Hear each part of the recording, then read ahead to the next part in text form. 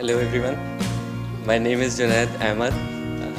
I don't know how, but luckily I got third rank this year. यार journey तो मेरी 2014 से start हुई, एक बड़ा फेज हो गया. तो देखो, I am not from IIT, with due regard to everyone who is from IIT, क्योंकि लोगों को लगता है टॉपर्स जो हैं वो ज़्यादातर IITs या उसी के होते हैं, इंस्टीट्यूट्स के. वैसे मेरी यूनिवर्सिटी जो है वो ट्रूली ग्लोबल है, कोई गेस कर सकता है? शारदा यूनिवर्सिटी.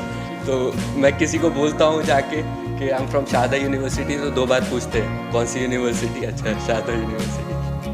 एकेडमिक्स में भी अगर मैं बोलूँ तो average student 10th 12th 60%. 11th की नहीं बताऊँगा बिकॉज आप फिर सोचने लगोगे कि UPSC सही से ले रहा है या नहीं ले रहा है, सलेक्शन कर रहा है.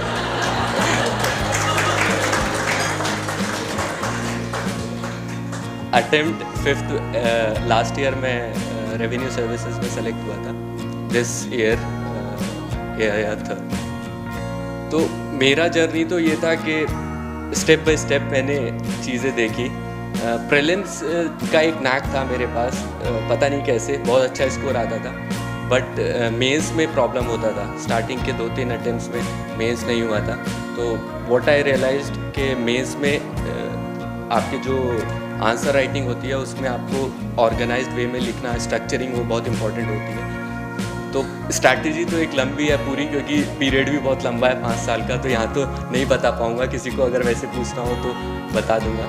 लेकिन मेंस में यही रहता है कि आप कितना अच्छे से वहाँ पे प्रेजेंट कर सकते हो. मैं क्या करता था कि मेरे जो नोट्स मैंने 3rd अटेम्प्ट से क्या किया था, न्यूज़पेपर मैंने फोकस ज़्यादातर न्यूज़पेपर्स पे किया था. तो जो भी इश्यूज़ होते थे उसको मैं ट्राई करता था कंसाइज करने में, और क्या इशू है उसका क्या सोल्यूशन है, और वो बहुत छोटे उसमें मैं बुलेट पॉइंट्स में लिख लेता था. और इस तरीके से क्या हुआ था कि most of the issues cover हो गए थे.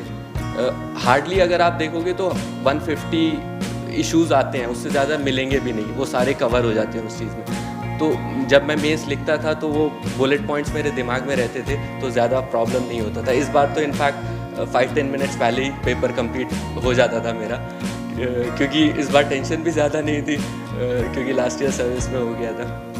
तो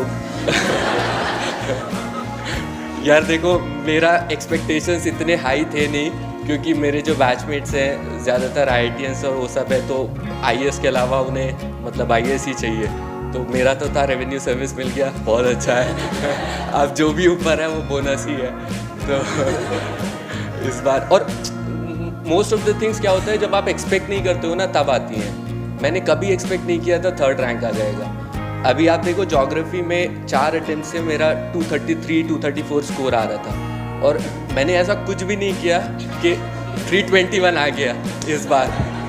तो इट इज़ लाइक कि कुछ चीज़ों को आपको छोड़ देना चाहिए, कि आप जब बहुत ज़्यादा एक्सपेक्ट करते हो, बहुत ज़्यादा वो करते हो, तो वो चीज़ें नहीं हो पाती हैं. तो कभी कभी चीज़ों को उस चीज़ पे छोड़ देना चाहिए. तो ये एक मेरा वो था. दूसरा इंटरव्यू में मुझे अच्छे मार्क्स मिलते थे, 190 मिले थे लास्ट ईयर. बट वो जैसे सब लोगों ने बोला, इंटरव्यू का क्या, वो दे टेस्टिंग योर पर्सनालिटी. और क्या होता है कि कुछ चीज़ें ऐसी होती हैं, जैसे विनय मित्तल सर का बोर्ड था एक बार मेरा, तो वो उठ के वॉक करने लग जाते थे, कभी पीछे खड़े हो जाते थे. तो उसमें आप प्रेशर में आ जाते हो, पता नहीं क्या कर रहे हैं वो उसमें पीछे खड़े होके. तो उस सब चीज़ों से इतना वो नहीं करना चाहिए. लास्ट ईयर सुजाता मैम का बोर्ड था, तो उनके पास में एक मैम बैठी थी, तो मैं कुछ भी बोलता था, उनका एक्सप्रेशन ऐसा होता, कुछ नहीं आता कुछ नहीं आता. उनका एक्सप्रेशन वैसे ही था, और मैं सोच रहा था मैं बोलूं भी क्या नहीं बोलूं. 3-4 क्वेश्चन के बाद मैंने बोलना ही वो कर दिया, सॉरी मैम कर. तो ये थोड़ा इंटरव्यू में रहता है, because they not checking your knowledge, already they have tested in prelims mains, वो पर्सनालिटी ही देख रहे हैं. तो उसी पे थोड़ा वर्क करना चाहिए. बाकी जितने भी एस्पिरेंट्स है यार, मेरा तो एक ही वो है कि hard work is the key, मैंने जो रियलाइज़ किया है. और जैसे ट्रिनिटी था हमारा फंडामेंटल राइट्स का कि 14, 19, 21, उसी तरह मैंने बनाया हार्ड वर्क, पेशेंस, परसिवरेंस, जो अपनी लाइफ में एटलीस्ट मुझे इस फेज़ में बहुत हेल्प किया. तो इस चीज़ को अगर देखेंगे तो यूपीएससी कोई भी क्लियर कर सकता है। ऑल द बेस्ट सबके लिए, थैंक यू।